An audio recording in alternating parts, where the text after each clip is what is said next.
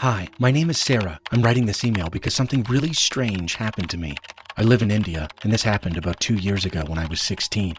I live with my parents and 2 older brothers. In our neighborhood, there are only about 10 houses built in the same style, 2-story houses. My parents and I sleep on the first floor, and my brothers sleep on the second. So it was just like any other morning. I woke up and my mom and older brother, Allie, were talking in another room.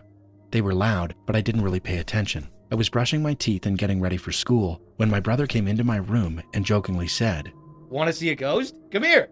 I was so confused and a little creeped out. He walked to my parents' room and pointed to the window. "Look." There was a huge road in front of our house and I saw a man standing in the middle of it wearing a shawl. It was winter and the fog was thick outside, making it hard to see.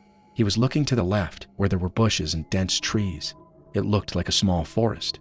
My mom was terrified, having never seen him in our neighborhood, but I thought he was waiting for someone.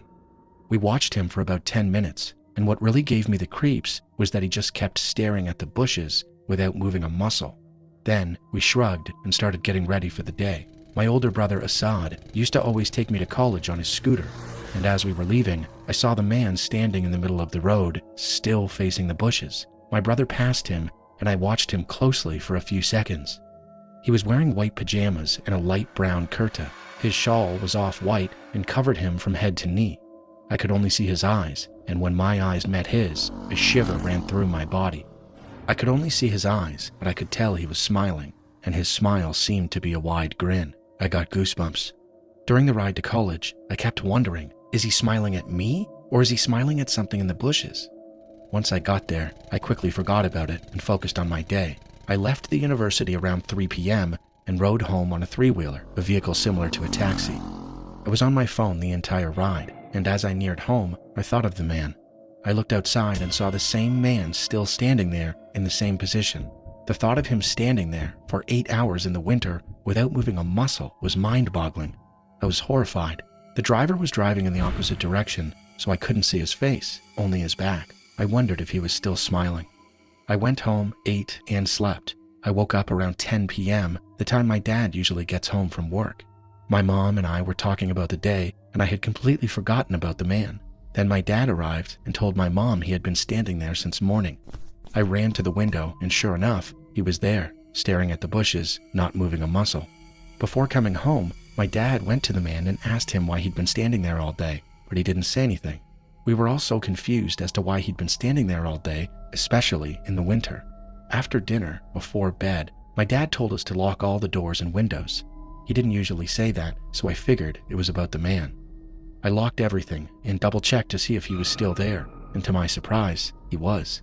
We went to bed, and the next morning, I was eating breakfast and watching TV when I suddenly remembered the man. I looked out the window, and he was gone. He hasn't been seen since. We were all horrified by it, but after a few days, we all collectively forgot about it. I asked countless questions like, why was he standing there? Why was he staring at the bushes? Was there something in the bushes? But we never got any answers, and the man standing outside still remains a mystery. It was a normal, cool evening. My mom and I were heading to Kohl's to buy some new clothes for me since I had outgrown my old ones. We walked in, and at first, nothing seemed out of the ordinary. At one point, I grew bored of looking at clothes, so I told my mom I was going to explore the store on my own. She nodded and told me to stay close. As I wandered off, I noticed a woman. She was dressed in all black with long black hair, and she was staring right at me. Her eyes were wide open. Black eyeliner streaked down her face. Her eyes were so wide it looked unnatural. A wave of fear hit me. I frantically looked around for my mom. When I couldn't find her, panic started to set in. Then I turned back. The woman was even closer, smiling, that same unsettling, creepy smile. I was so scared I couldn't even think straight. I didn't have a phone, so there was no way to call my mom for help.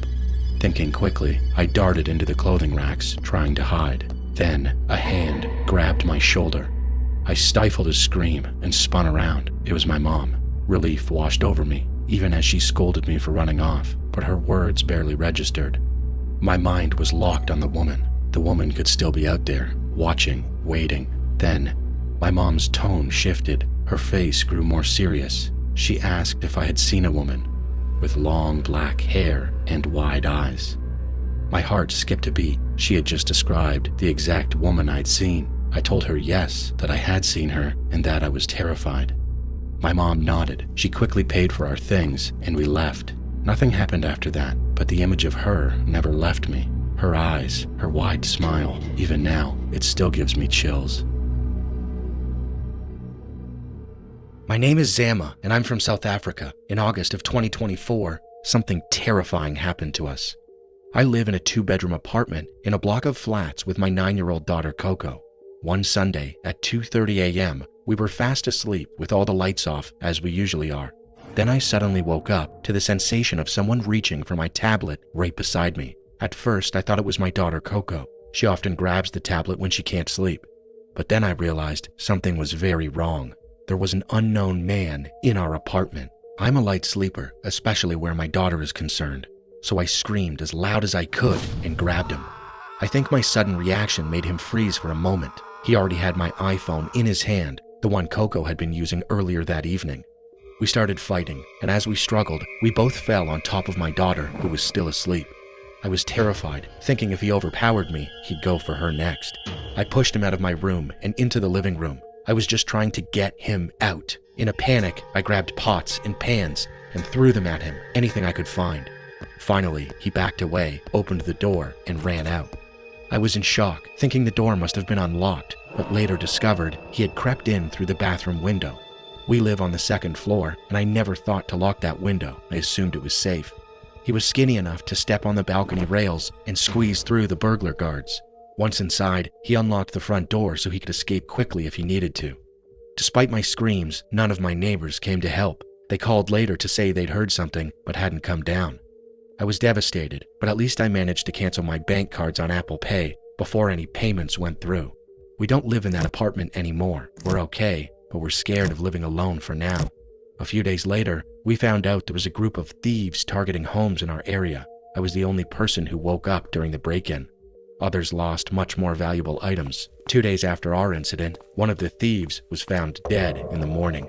I don't know whether it was the same man who entered our apartment, and honestly, I don't much care. They chose that